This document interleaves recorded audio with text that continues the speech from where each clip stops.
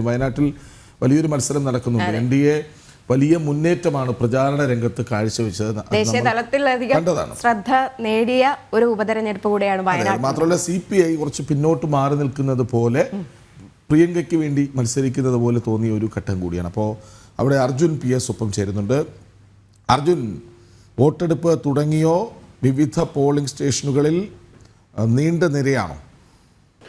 തീർച്ചയായും വോട്ടെടുപ്പ് തുടങ്ങിയിരുന്ന വയനാട്ടിൽ 7 മണിക്ക് തന്നെ വോട്ട് എടുപ്പ് ആരംഭിച്ചിട്ടുണ്ട്. നേരത്തെ സൂചിപ്പിച്ചതുപോലെ തന്നെ വലിയ രീതിയിലുള്ള ഒരു തിരക്കൊന്നും ആ പോളിംഗ് സ്റ്റേഷനിൽ കാണുന്നില്ല. ആദ്യ ഘട്ടമാണ്. അതുകൊണ്ട് തന്നെ ഒരു ഏകദേശം 10 മണി ആകുന്നതോടുകൂടി തന്നെ ഈ വയനാടിൻ്റെ ചിത്രം നമുക്ക് മനസ്സിലാക്കും. കാരണം കഴിഞ്ഞ തവണത്തേക്കാൾ വോട്ടിംഗ് ശതമാനം കുറയുകയാണോ കൂടുകയാണോ എന്നുള്ളതടക്കം മനസ്സിലാക്കാൻ സാധിക്കും.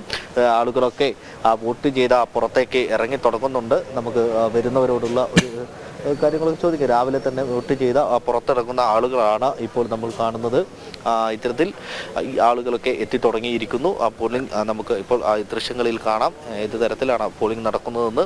അത്തരത്തിൽ വലിയ രീതിയിലുള്ള ഒരു സജ്ജീകരണങ്ങളാണ് വയനാട്ടിൽ ഒരുക്കിയിരിക്കുന്നത്. നേരത്തെ നമ്മൾ സൂചിപ്പിച്ച പോലെ തന്നെ സുരക്ഷാ ബാധിത ബൂത്തുകൾ അല്ലെങ്കിൽ അതീവ സുരക്ഷാ ബാധിത ബൂത്തുകൾ 11 എണ്ണമാണുള്ളത്. ഇവിടെയൊക്കെ വലിയ സുരക്ഷാ ക്രമീകരണങ്ങളാണ് ഒരുക്കിയിട്ടുള്ളത്. അതായത് കേന്ദ്ര സേനകളെ അടക്കം ഇറക്കിക്കൊണ്ടാണ് ഇവിടെ ഈ ഭാഗങ്ങളിലൊക്കെ പോളിംഗ് പുരോഗമിക്കുന്നത്. ഇപ്പോൾ നമ്മൾ നിൽക്കുന്നത് SKMJ സ്കൂളിലാണ്. ആ സ്കൂളിലാണ് നമ്മൾ ഇപ്പോൾ നിൽക്കുന്നത്. അവിടെയുള്ള ദൃശ്യങ്ങളാണ് നമ്മളിപ്പോൾ കാണുന്നത്. NDA സ്ഥാനാർത്ഥി നവ്യ ഹരിദാസ് അല്പസമയത്തിനകം തന്നെ ഈ ബൂത്തിൽ എത്തിച്ചേരുമെന്നാണ് നമുക്ക് മനസ്സിലാക്കാൻ സാധിക്കുന്നത്. അങ്ങനെയെങ്കിൽ അവരുടെ ഒരു പ്രതീക്ഷ എന്താണ് അവർക്കുള്ള പ്രതീക്ഷ എന്നുള്ളത് നമുക്ക് അല്പസമയത്തിനകം തന്നെ പ്രേക്ഷകർക്ക് മുൻപിൽ കാണിക്കാൻ കഴിയുമെന്നാണ് നമുക്ക് മനസ്സിലാക്കാൻ കഴിയുന്നത്. നേരത്തെ ഞാൻ സൂചിപ്പിച്ചതുപോലെ തന്നെ കഴിഞ്ഞ തവണത്തെ പോളിംഗ് ശതമാനം 73 എന്നുള്ള ആ പോളിംഗ് ശതമാനം ഇത്തവണ കുറയുമോ കൂടുമോ എന്നുള്ള ഒരു ആശങ്കയാണ് മുന്നണികൾക്ക് ആകെയുള്ളത്. അത്തരത്തിൽ 2019 അത് 80% പോളിംഗ്. 2019 80% എന്ന പോളിംഗ് ആണ് 2024 എത്തിയപ്പോൾ അത് 73% മാറിയത്. അങ്ങനെയെങ്കിൽ ഇതാ വ്യക്തമായി തന്നെ ഒരു കുറവ് ആ ഒരു പോളിംഗ് ശതമാനത്തിൽ നമുക്ക് കാണുവാൻ സാധിക്കും. ഇത് കൃത്യമായി തന്നെ ഭരണവിരുദ്ധ വികാരമാണ് എടുത്തു കാട്ടുന്നതെന്ന് നമുക്ക് നിഷ്പക്ഷം പറയേണ്ടി വരും. മാത്രമല്ല MP എന്നുള്ള നിലയ്ക്ക് ആ ഒരു UDFന് വലിയ രീതിയിലുള്ള ഒരു തിരിച്ചടി അങ്ങനെയാണെങ്കിൽ ആ തെരഞ്ഞെടുപ്പിൽ നേരിടേണ്ടി വന്നിട്ടുണ്ട്. ആനി രാജയും അതുപോലെ തന്നെ ആ CPIനെ സംബന്ധിച്ചിടത്തോളം അല്ലെങ്കിൽ LDFനെ സംബന്ധിച്ചിടത്തോളം വലിയ ഒരു രീതിയിലുള്ള ഒരു വർധനവ് ഉണ്ടാക്കുവാൻ കഴിഞ്ഞിട്ടില്ല. അതായത് 2019 അപേക്ഷിച്ച് 2024 എത്തി നിൽക്കുമ്പോൾ വലിയൊരു വർധനവ് ഉണ്ടാക്കുവാൻ LDFനും സാധിച്ചിട്ടില്ല എന്നുള്ളത് വേണം നമുക്ക് പറയാൻ. വെറും 10,000 വോട്ടിൻ്റെ കൂടുതൽ മാത്രമാണ് 2019 അപേക്ഷിച്ച് 2024 ഈ CPI സ്ഥാനാർത്ഥിയായിട്ടുള്ള ആനി രാജയ്ക്ക് ലഭിക്കുന്നത്. 2019 PP സുനീർ ആയിരുന്നു ഇവിടെ മത്സരിച്ചിരുന്നത്. PP സുനീറിന് 2,74,597 വോട്ടാണ് ലഭിച്ചത്. ആ ഒരു സാഹചര്യത്തിൽ ആനി രാജയ്ക്ക് വർദ്ധിച്ച് വെറും 10,000 വോട്ടുകളാണ്. 2,83,023 വോട്ടാണ് അന്ന് ആനി രാജയ്ക്ക് 2024 ലഭിച്ചിട്ടുള്ളത്. പക്ഷേ ഇതിൽ പ്രധാനമായി ശ്രദ്ധിക്കേണ്ടത് NDAയുടെ ഒരു തിരിച്ചുവരവ് തന്നെയാണ്. 2019 ഇവിടെ തുഷാർ വെള്ളാപ്പള്ളി NDAയുടെ സ്ഥാനാർത്ഥിയായി തുഷാർ വെള്ളാപ്പള്ളി ഇവിടെ മത്സരിച്ചപ്പോൾ ലഭിച്ചത് 78,816 വോട്ടുകളാണ്. അന്ന് അവർ 2019 ലഭിച്ചത്. എന്നാൽ 2024 സുരേന്ദ്രൻ ഇവിടെ മത്സരിക്കുമ്പോൾ 1,41,045 വോട്ടായി അത് വർദ്ധിക്കുന്ന ഒരു സാഹചര്യമുണ്ടായി. ഏകദേശം 40,000 വോട്ടിൻ്റെ വർധനമാണ് ഈ ഇത്തരത്തിൽ NDAക്ക് ഉണ്ടായിട്ടുള്ളത്. ആ ഒരു വർധനവ് ഇത്തവണയും ഉണ്ടാകുമെന്നുള്ള പ്രതീക്ഷയിൽ തന്നെയാണ് NDA ഇപ്പോഴും നിൽക്കുന്നത്. അത്തരത്തിൽ വലിയ രീതിയിലുള്ള ഒരു പ്രതീക്ഷ NDA മുന്നോട്ട് വെക്കുന്നു. മാത്രമല്ല വയനാടിനെ സംബന്ധിച്ചിടത്തോളമുള്ള നിരവധി പ്രശ്നങ്ങൾ അവയെല്ലാം ഉയർത്തിക്കാട്ടിയാണ് NDA ഇത്തവണ വലിയ പ്രചാരണം ഒക്കെ നടത്തിയത്.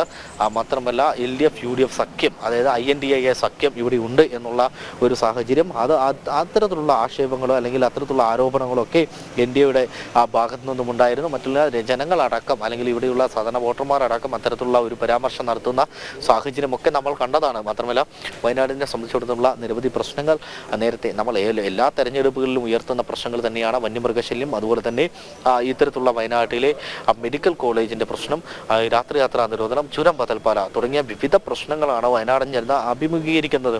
ആ ഒരു പ്രശ്നങ്ങൾ എല്ലാ തെരഞ്ഞെടുപ്പിലും നമുക്ക് പറയേണ്ടി വരുന്നു എന്നുള്ളതാണ് വയനാടൻ ജനതയുടെ ഏറ്റവും വലിയ വിഷമം എന്ന് പറയുന്നത്. അത് ഓരോ തെരഞ്ഞെടുപ്പ് കഴിയുമ്പോൾ ഇവർ കരുതുന്നത് ഈ പ്രശ്നങ്ങൾക്കൊക്കെ തങ്ങൾക്ക് അറുതി വരുത്താൻ കഴിയും, അല്ലെങ്കിൽ ഈ പ്രശ്നങ്ങളൊക്കെ തങ്ങൾക്ക് ഒഴിവാക്കാൻ കഴിയും എന്നുള്ളതാണ് വയനാടൻ ജനത ആഗ്രഹിച്ചുകൊണ്ടിരിക്കുന്നത്. പക്ഷേ അതൊന്നുമല്ല ഓരോ തെരഞ്ഞെടുപ്പിലും ഉയർത്തിക്കൊണ്ടുവരും. അതായത് ഈ വളരെ പെട്ടെന്ന് വീണ്ടും ഒരു തെരഞ്ഞെടുപ്പ് വയനാടൻ ജനതയ്ക്ക് മുന്നിലേക്ക് വരികയാണല്ലോ. അവരുടെ പ്രതികരണങ്ങൾ അല്ലെങ്കിൽ അവരുടെ മുഖഭാവങ്ങൾ നൽകുന്ന പ്രതികരണം എന്താണ്? തീർച്ചയായും അത്തരത്തിൽ തന്നെയാണ്. നേരത്തെ ഞാൻ സൂചിപ്പിച്ച പോലെ തന്നെയാണ്. ഇപ്പോൾ കാണുന്നത് പോലെ തന്നെ വലിയൊരു തള്ളിക്കയറ്റമൊന്നും ഈ വോട്ടിംഗ് സ്ഥലത്തേക്കില്ല. അത്രയ്ക്ക് ആളുകളൊന്നും ഇവിടേക്ക് എത്തുന്നില്ല എന്നുള്ളത് വേണം നമുക്ക് മനസ്സിലാക്കി. ഏകദേശം 10 മണിയോടുകൂടി നമുക്ക് ഒരു ചിത്രം വ്യക്തമാകും. കഴിഞ്ഞ ദിവസം തന്നെ നമ്മൾ സംസാരിക്കുമ്പോൾ തന്നെ വോട്ടർമാർക്കൊന്നും വലിയ ഒരു താല്പര്യം വോട്ട് ചെയ്യുവാനില്ല എന്നുള്ളതാണ് നമുക്ക് മനസ്സിലാക്കാൻ സാധിച്ചത്. പക്ഷേ പരമാവധി വോട്ടർമാരൊക്കെ എത്തുക, വോട്ട് ചെയ്യുക, സംവിധാന അവകാശമാണ്, അത് വിനിയോഗിക്കുക എന്നുള്ളതാണ് നമുക്ക് പറയാനുള്ളത്. അത് തങ്ങൾക്ക് ഇഷ്ടപ്പെടുന്ന പാർട്ടി ഏതാണോ അല്ലെങ്കിൽ രാഷ്ട്രീയ സംഘടന ഏതാണോ അത് കൃത്യമായി തന്നെ അവർക്ക് നൽകുക. അല്ലെങ്കിൽ തങ്ങൾക്ക് ആരാണോ കൂടെ നിൽക്കുന്നത്, തങ്ങളുടെ കൂടെ ആരാണോ നിൽക്കുന്നത് അവർക്ക് വോട്ട് നൽകുക. നേരത്തെ കുറേ വാഗ്ദാനങ്ങൾ നൽകി പറ്റിച്ചവർക്ക് വോട്ട് ചെയ്യാതിരിക്കുക എന്നുള്ളതടക്കമുള്ളതാണ് നമുക്ക് വോട്ടർമാരോട് പറയാനുള്ളത്. വയനാട്ടിലെ ജനത വിധി എഴുതി തുടങ്ങി, അവിടെ പോളിംഗ് ഒക്കെ തുടങ്ങി. ഒരു ദുരന്ത മുഖത്തിന് ശേഷമുള്ള ഒരു തെരഞ്ഞെടുപ്പ് കൂടെയാണ്. അപ്പോൾ ജനങ്ങൾ തന്നെ തീരുമാനിക്കണം ഇനി ആര് ഭരണം എന്നുള്ളൊരു കാര്യം. നമുക്ക് നേരെ ചേലക്കരയിലേക്ക് പോകാം. ഇപ്പോൾ 7 മണി കഴിഞ്ഞ് 17 സെക്കൻഡ് ആയിരിക്കുന്നു. 17 മിനിറ്റ് ആയിരിക്കുന്നു. എന്നിട്ട് പോലും ഈ അവിടെ വോട്ടെടുപ്പ് ആരംഭിച്ചിട്ടില്ല. അതിരാവിലെ തന്നെ NDA സ്ഥാനാർത്ഥി അടക്കം വോട്ട് ചെയ്യാൻ എത്തി. എന്താണ് പ്രശ്നം? ആനന്ദ്, സാങ്കേതിക തകരാറാണോ പറയുന്നത്? അർജുൻ പറഞ്ഞതുപോലെ വലിയൊരു തള്ളിക്കയറ്റമൊന്നുമില്ല രാവിലെ. ഇപ്പോൾ 7 മണി കഴിഞ്ഞ് 20 മിനിറ്റ് ആയിരിക്കുന്നു. ജനങ്ങളൊക്കെ ബൂത്തിലേക്ക് എത്തിക്കൊണ്ടേയിരിക്കുന്നു അല്ലേ?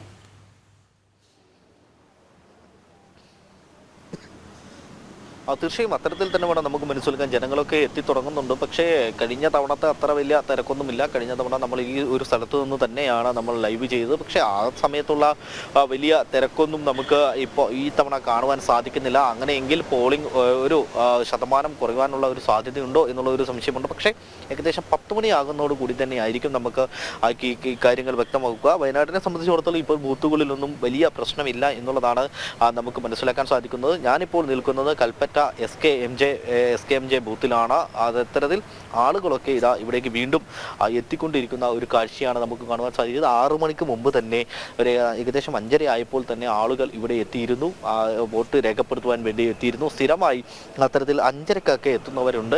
അവരൊക്കെ നേരത്തെ തന്നെ എത്തി 7 മണിക്ക് തന്നെ വോട്ട് ചെയ്ത തിരിച്ചു പോകുന്ന ഒരു സാഹചര്യമാണ് നമുക്ക് കാണുവാൻ സാധിച്ചത്. അത്തരത്തിൽ വലിയ രീതിയിലുള്ള ഒരു പ്രതീക്ഷ ഈ തവണ ഈ NDA ഈ ഒരു തെരഞ്ഞെടുപ്പിൽ പ്രതീക്ഷ വെക്കുന്നുണ്ട്. അതായത് കഴിഞ്ഞ തവണത്തേക്കാൾ ഭൂരിപക്ഷം കൂട്ടുക, അത്തരത്തിൽ വിജയിക്കുക എന്നുള്ളത് തന്നെയാണ് NDAയുടെ മുൻപിൽ ഇത്തവണയുള്ളത്. കഴിഞ്ഞ തവണ സുരേന്ദ്രൻ വന്നപ്പോൾ 40,000 വോട്ടുകളധികം കൂട്ടി 1 ലക്ഷത്തിലധികം വോട്ടുകൾ മേടിച്ച് തങ്ങളുടെ ശക്തമായ വരവ് അറിയിക്കാൻ സുരേന്ദ്രന് കഴിഞ്ഞു. അതുകൊണ്ട് തന്നെ വീണ്ടും മറ്റൊരു സ്ഥാനാർത്ഥിയെ നിർത്തിക്കൊണ്ട് ഇത്തവണ വലിയ രീതിയിലുള്ള ഒരു വിജയം തന്നെയായിരിക്കും NDA പ്രതീക്ഷിക്കുന്നു. നവ്യ ഹരിദാസിനെയാണ് NDA ഇവിടെ കളത്തിൽ ഇറക്കിയിരിക്കുന്നത്. അതായത് സ്വാഭാവികമായിട്ടും ഇത്തരത്തിൽ സാധാരണ ജനങ്ങൾക്കിടയിൽ പ്രവർത്തിച്ച് പരിചയമുള്ള, വാർഡ് തലത്തിലടക്കം പ്രവർത്തിച്ച് പരിചയമുള്ള നവ്യ ഹരിദാസ്. അത്തരത്തിൽ ആ നവ്യ ഹരിദാസിനെ ജനങ്ങൾ തങ്ങളുടെ മനസ്സിൽ എതിരേറ്റു അല്ലെങ്കിൽ ഞങ്ങൾ അംഗീകരിച്ചു എന്നുള്ളതാണ് NDAക്ക് വലിയ ആത്മവിശ്വാസം നൽകുന്നത്. ആദ്യമൊക്കെ നവ്യ ഹരിദാസ് വരുമ്പോൾ ഈ സ്ഥാനാർത്ഥിയെ എന്തിനാണ് ഇവിടെ ഇട്ടത്, വെറുതെ വോട്ട് പിടിക്കാതിരിക്കാൻ വേണ്ടിയാണോ ഇട്ടത് എന്നുള്ള ഒരു ചോദ്യമൊക്കെ ഉണ്ടായിരുന്നു. പക്ഷേ ദിവസങ്ങൾ കൊണ്ട് തന്നെ, ചുരുങ്ങിയ ദിവസങ്ങൾ കൊണ്ട് തന്നെ വയനാടൻ ജനതയുടെ മനസ്സിലേക്ക് ആഴ്ന്നിറങ്ങുവാൻ വേണ്ടി നവ്യ ഹരിദാസിന് സാധിച്ചു എന്നുള്ളതാണ് NDA ക്യാമ്പിന് വലിയ രീതിയിലുള്ള ഒരു ആത്മവിശ്വാസം നൽകുന്നത് അല്ലെങ്കിൽ ഒരു പ്രതീക്ഷ നൽകുന്നത്. ഇത്തവണ ഒരു ജയത്തിൽ കുറഞ്ഞതൊന്നും തങ്ങൾ ആഗ്രഹിക്കുന്നില്ല എന്നുള്ളത് തന്നെയാണ് BJP പ്രവർത്തകരും അതുപോലെ തന്നെ BJP നേതാക്കളടക്കം നമ്മളോട് പറഞ്ഞിട്ടുണ്ടായിരുന്നു. MD രമേശ്, അതായത് BJPയുടെ സംസ്ഥാന ജനറൽ സെക്രട്ടറി MD രമേശ് അടക്കം ഇവിടെ എത്തി ക്യാമ്പ് ചെയ്ത് ഈ ഒരു തെരഞ്ഞെടുപ്പ് വിലയിരുത്തുന്ന ഒരു സാഹചര്യം ഉണ്ടായിരുന്നു, അല്ലെങ്കിൽ ഈ ഒരു പ്രചാരണം വിലയിരുത്തുന്ന സാഹചര്യം ഉണ്ടായിരുന്നു. നേരത്തെ നമ്മൾ സൂചിപ്പിച്ചതുപോലെ തന്നെ വലിയ ഒരു ദുരന്തത്തിന് ശേഷമുള്ള ആദ്യ തെരഞ്ഞെടുപ്പ് ഇത്, അതും ഉപതെരഞ്ഞെടുപ്പാണ്. അത്തരത്തിൽ വലിയ രീതിയിൽ ദുരന്തം അനുഭവിക്കുന്ന ആളുകൾ ഇവർ വീണ്ടും ദുരന്തം അനുഭവിക്കുന്നു. അതായത് ചൂരമല മുണ്ടക്കൈ ദുരന്തം കഴിഞ്ഞ് അവർ വീണ്ടും മറ്റു സ്ഥലങ്ങളിലടക്കം താമസിക്കാൻ തുടങ്ങി. വാടക വീടുകളിൽ, ബന്ധു വീടുകളിലൊക്കെ താമസിച്ചുകൊണ്ടിരുന്ന ആളുകളാണ് ഇപ്പോഴും ദുരന്തം അനുഭവിച്ചുകൊണ്ടിരിക്കുകയാണ്. അതിൻ്റെ നേർസാക്ഷ്യമാണ് കഴിഞ്ഞ ദിവസം നമ്മൾ പുറത്തുവിട്ട വാർത്ത. അതായത് പഞ്ചായത്ത് കോട്ടേഴ്സ്, മേപ്പാടി പഞ്ചായത്ത് കോട്ടേഴ്സിൽ താമസിക്കുന്ന ചിലരുണ്ട്. ഈ ചൂരമല ദുരന്ത നിവാസികളാണ്. അവർ താമസിക്കുന്ന സ്ഥലത്ത് വെള്ളം പോലും എത്താത്ത ഒരു സാഹചര്യം ഉണ്ടായിരുന്നു. തുടർന്ന് ജനൻ ടിവിയുടെ ഇടപെടലിനെ തുടർന്നാണ് കഴിഞ്ഞ ദിവസം അവിടെ വെള്ളം എത്തിയത്. അത് വലിയ ഒരു സന്തോഷമായിരുന്നു. അത്തരത്തിൽ നിരവധി പ്രശ്നങ്ങൾ അനുഭവിക്കുന്ന ഈ സാഹചര്യത്തിൽ ഈ ദുരന്തത്തിലകപ്പെട്ടവർക്ക് ഇപ്പോഴും ഒരു ദുരന്തത്തിൽ നിന്നും കരകയറാൻ സാധിക്കാത്ത ഈ സാഹചര്യത്തിൽ വലിയ രീതിയിലുള്ള ഒരു പ്രതിസന്ധി നിറഞ്ഞു നിൽക്കുന്ന ഈ ഒരു സാഹചര്യത്തിൽ ഏത് രീതിയിലായിരിക്കും അവിടെയുള്ള വോട്ടർമാർ ചിന്തിക്കുക, ചൂരമല നിവാസികൾ ചിന്തിക്കുക, അല്ലെങ്കിൽ വയനാടൻ ചിന്തിക്കുക എന്നുള്ളത് തന്നെയാണ് ഇത്തവണ നോക്കിക്കാണേണ്ടത്. പ്രധാനമായും നമ്മൾക്കിപ്പോൾ എടുത്തു പറയേണ്ട ഒരു കാര്യം എന്ന് പറയുന്നത് 2019 അപേക്ഷിച്ച് 2024 എത്തിയപ്പോൾ രാഹുലിന് വോട്ടിംഗ് ശതമാനം വലിയ രീതിയിൽ കുറയുന്ന ഒരു സാഹചര്യമുണ്ടായിരുന്നു. വോട്ട് കുറയുന്ന ഒരു സാഹചര്യമുണ്ടായിരുന്നു. CPIക്ക് ആവട്ടെ നേരിയ തോതിൽ വെറും 10,000 വോട്ടിൻ്റെ വർധനവ് മാത്രമാണ് ഉണ്ടായിരുന്നത്. 2019 PP സുനീർ അവിടെ മത്സരിച്ചിരുന്നു. അതിനുശേഷമാണ് 2024 ആനി രാജ മത്സരിച്ചത്. ആനി രാജ മത്സരിച്ചപ്പോൾ നേരിയ 10,000 വോട്ടിൻ്റെ ഭൂരിപക്ഷം മാത്രമാണ് ഉണ്ടായിരുന്നത്. പക്ഷേ ഇത്തവണ ആ ഒരു വർധനവ് പോലും ഉണ്ടാകില്ല എന്നുള്ളത് തന്നെയാണ് LDF ക്യാമ്പിൻ്റെ അടക്കം കണക്കുകൂട്ടൽ. കാരണം ഇത്തവണ വലിയ രീതിയിലുള്ള ഒരു പ്രചാരണമൊന്നും സത്യമൊകേരി നടത്തിയിരുന്നില്ല. അത് INDA മുന്നണി അത് ഉള്ളത് കൊണ്ട് തന്നെയാണെന്നാണ് NDA ഒരു അഭിപ്രായപ്പെട്ടതും അല്ലെങ്കിൽ NDA ആരോപിച്ചതും. അതായത് ഇത്തരത്തിൽ ഇവിടെ കോൺഗ്രസും CPM ഒന്നാണ്.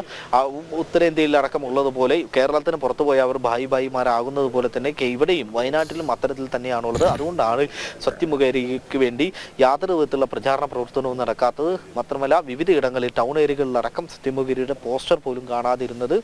അതുകൊണ്ട് തന്നെയാണ് എന്നുള്ളതാണ് NDAയുടെ ആരോപണം. ആ ഒരു ആരോപണം തങ്ങൾക്ക് വലിയ രീതിയിൽ ഗുണം ചെയ്യും, അല്ലെങ്കിൽ ഈ ഒരു ആരോപണം വലിയ രീതിയിൽ ഗുണം ചെയ്യുമെന്നുള്ള ഒരു പ്രതീക്ഷയാണ് NDAയ്ക്കുള്ളത്. മാത്രമല്ല ഒരു സ്ഥാനാർത്ഥിയെ നിർത്തിയിരിക്കുന്നു, തങ്ങൾക്ക് അനുയോജ്യമായ ഒരു സ്ഥാനാർത്ഥിയെ നിർത്തിയിരിക്കുന്നു. ആ സ്ഥാനാർത്ഥി വരുമ്പോൾ തങ്ങൾക്ക് വലിയ പ്രതീക്ഷ തന്നെയാണ് ഉള്ളതെന്നുള്ളതാണ് NDA ക്യാമ്പിൻ്റെ വിലയിരുത്തൽ. മാത്രമല്ല പ്രചാരണത്തിലേറെ മുന്നിലെത്താൻ കഴിഞ്ഞതും കൊട്ടിക്കലാശത്തിൽ വലിയ രീതിയിൽ ജനപങ്കാളിത്തം നമുക്ക് കാണുവാൻ സാധിച്ചിരുന്നു. NDAയുടെ കൊട്ടിക്കലാശത്തിൽ വലിയ രീതിയിലുള്ള ജനപങ്കാളിത്തം നമുക്ക് കാണുവാൻ സാധിച്ചിരുന്നു. ഈ ജനപങ്കാളിത്തമൊക്കെ വോട്ടായി മാറുകയാണെങ്കിൽ വലിയ രീതിയിലുള്ള ഒരു വിജയം തന്നെ NDA ക്യാമ്പിനെ സംബന്ധിച്ചിടത്തോളം ഉണ്ടാകും. തിരക്ക് കുറവാണല്ലോ പലയിടങ്ങളിലും. വയനാട്ടിലെ കാലാവസ്ഥ എങ്ങനെയാണ്? വലിയ തണുപ്പുണ്ടോ? ഒരുപക്ഷെ അതും ഒരു കാരണമാകാം ആൾക്കാർ വോട്ടെടുപ്പിനായി രാവിലെ എത്താത്തതിന് പിന്നിൽ. തീർച്ചയായും ഏകദേശം നവംബറൊക്കെ ആയി തുടങ്ങി, നവംബർ അവസാനമായി തുടങ്ങി. ഡിസംബർ ആദ്യ വാരത്തോടു കൂടിയാണ് വലിയ ഒരു രീതിയിലുള്ള ഒരു തണുപ്പ് വയനാട്ടിൽ അനുഭവപ്പെടുക. ഇന്നും ചെറിയ രീതിയിലുള്ള ഒരു തണുപ്പൊക്കെ ഉണ്ട്. വയനാട്ടുകാരൻ തന്നെ ആയതുകൊണ്ട് തന്നെ എനിക്ക് ഈ തണുപ്പ് അത്രയ്ക്ക് അങ്ങ് ഫീൽ ചെയ്യുന്നില്ല. പുറമേ നിന്ന് വരുന്നവർക്കാണ് ഈ തണുപ്പ് വലിയ രീതിയിൽ ഫീൽ ചെയ്യുക. അതുകൊണ്ട് തന്നെ വയനാടൻ ജനതയ്ക്ക് ഈ ഒരു തണുപ്പ് വലിയ പ്രശ്നമുണ്ടാകാൻ സാധ്യതയില്ല. പക്ഷേ കഴിഞ്ഞ തവണയൊക്കെ തങ്ങൾക്ക് ലഭിച്ച വാഗ്ദാനങ്ങളൊന്നും ഇതുവരെയും പാലിക്കാത്തത് ചിലപ്പോൾ ഈ പോളിങ്ങിനെ ബാധിച്ചേക്കാം എന്നുള്ളതാണ് നമുക്ക് ഈ ചെറിയ ക്യൂ കാണുമ്പോൾ മനസ്സിലാകുന്നത്. കഴിഞ്ഞ വർഷത്തേക്കാൾ വലിയ ഒരു കുറവ് തന്നെയാണ് ഈ ക്യൂവിൽ നമുക്ക് കാണുവാൻ സാധിക്കുന്നത്. എന്നിരുന്നാൽ തന്നെയും വോട്ടിംഗ് തുടങ്ങിയിട്ടേ ഉള്ളൂ. ഇനിയും മണിക്കൂറുകളുണ്ട്. ആ മണിക്കൂറുകളിലേക്ക് എത്തുമ്പോൾ അടക്കം നമുക്ക് കാര്യങ്ങൾ കൂടുതൽ വ്യക്തമായി മനസ്സിലാക്കാൻ കഴിയും. ഏകദേശം 10 ശരിയാണ് അർജുൻ, ഒരു മരവിച്ച അവസ്ഥയിൽ തന്നെയാണ് വയനാട്ടുകാർ ഈ ഒരു ഉപതെരഞ്ഞെടുപ്പിൽ വോട്ട് ചെയ്യാനെത്തുന്നത്.